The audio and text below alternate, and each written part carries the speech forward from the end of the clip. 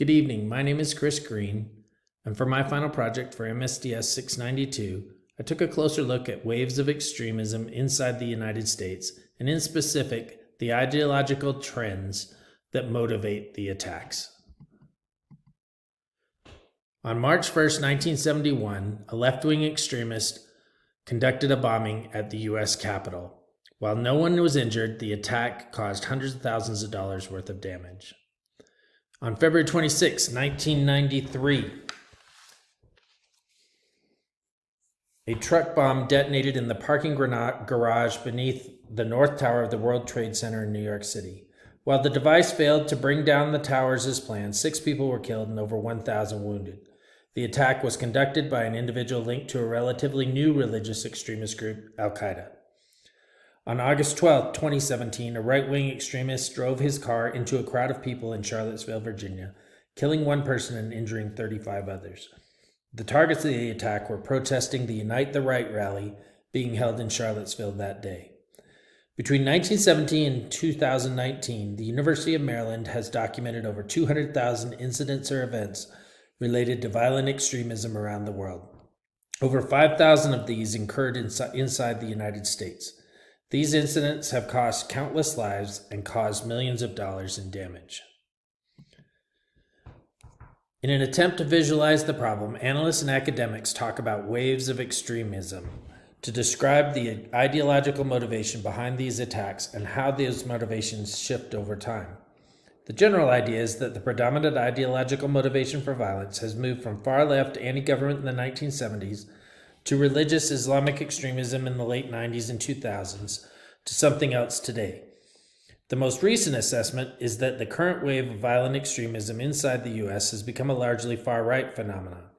The term used today is domestic violent extremism.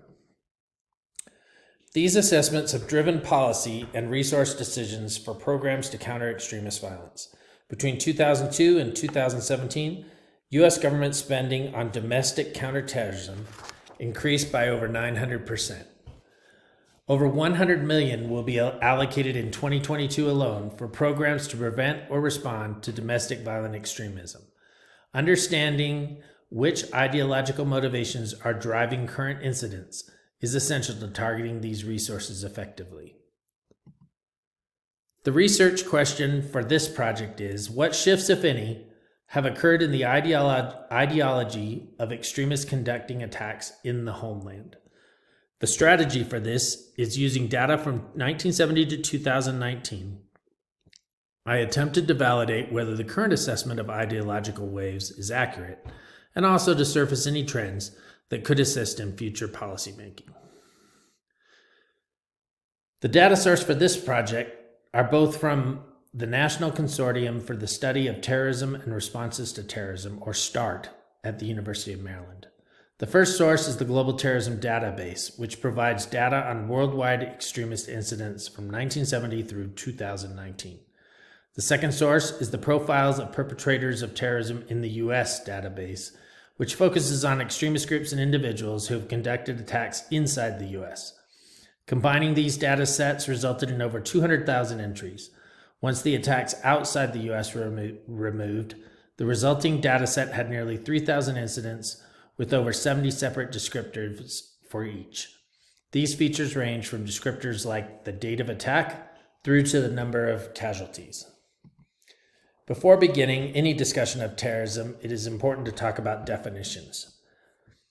START defines terrorism as the threatened or actual use of illegal force and violence by a non-state actor to attain a political, economic, religious, or social goal through fear, coercion, or intimidation.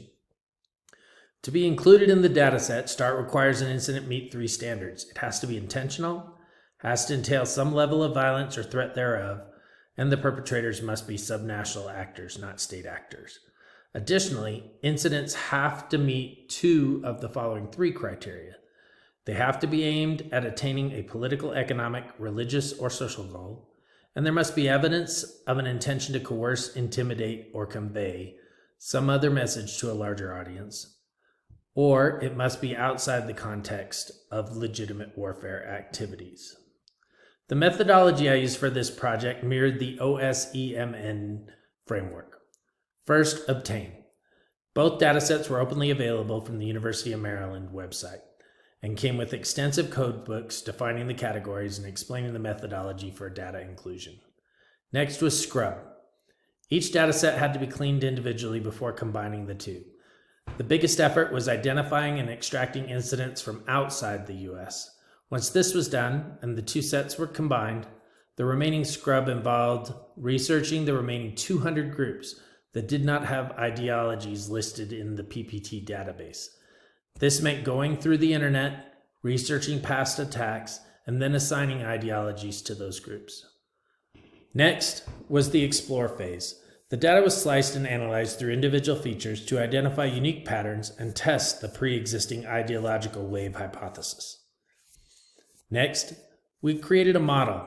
The clean data was run through a machine learning algorithm to see if the machine could provide faster identification of ideological shifts.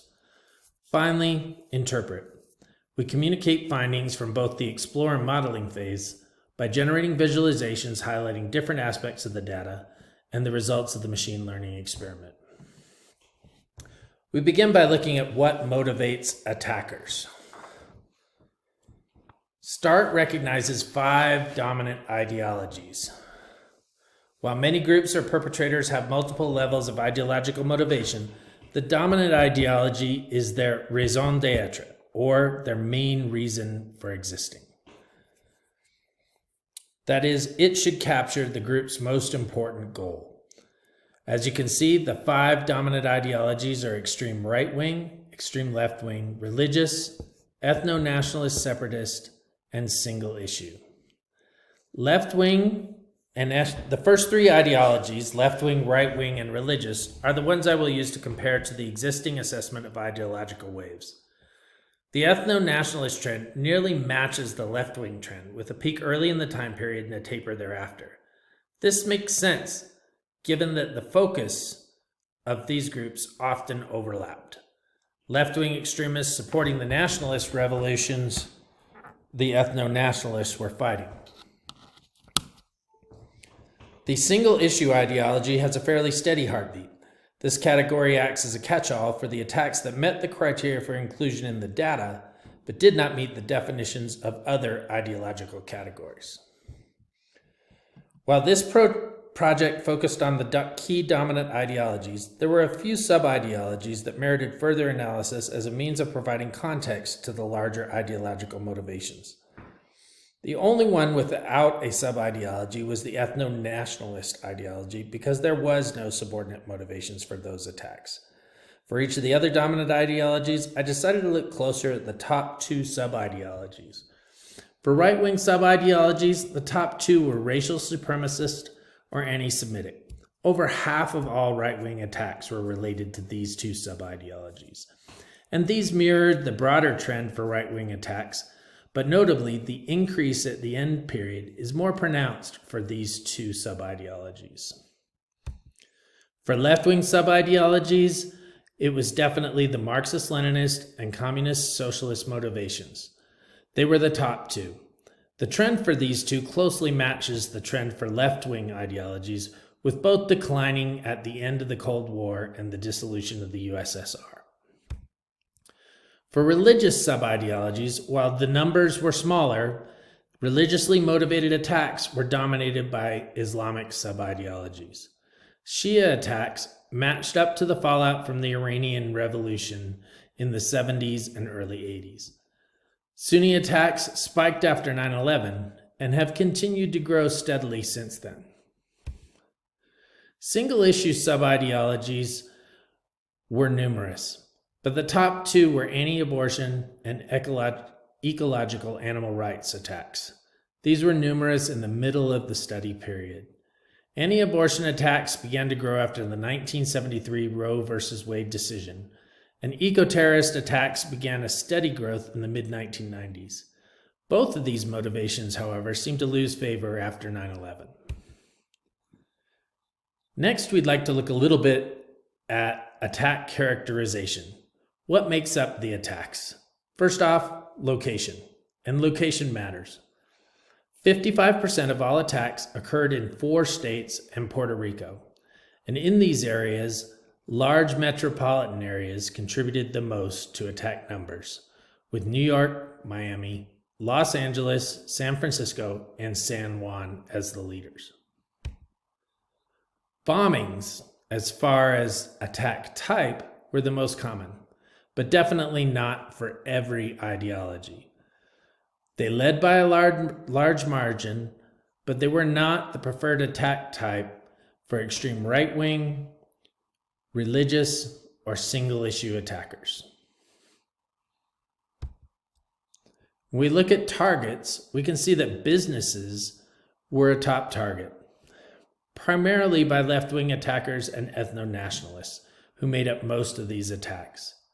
Extreme right-wing and religiously motivated attackers focused on private citizens, while single-issue motivated attackers were focused on abortion-related targets.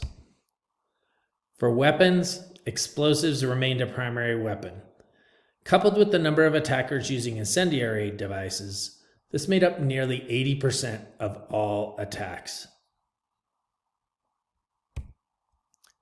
Casualties for each attack provided some unique insights.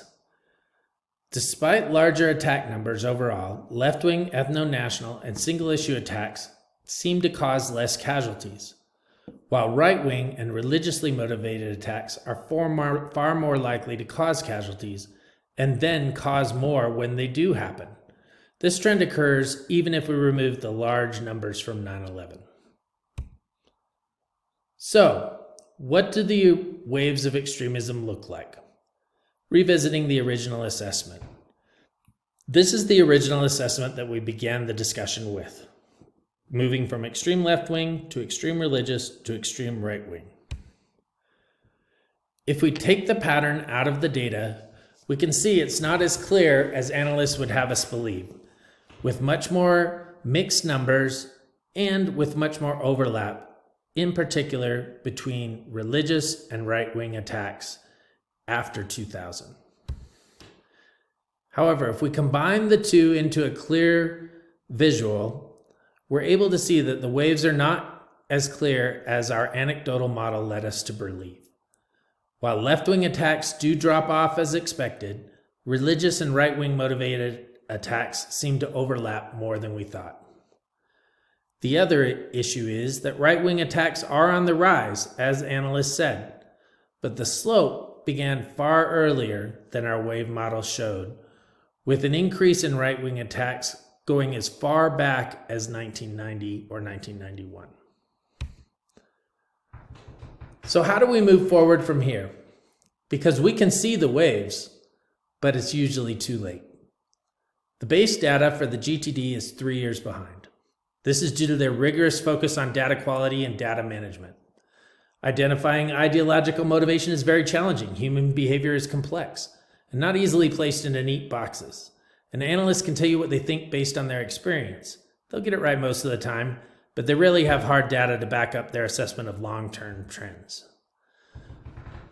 Machines, however, excel at recognizing patterns in large amounts of data. We can train the machine to identify patterns in attack characteristics that point to specific ideological motivations.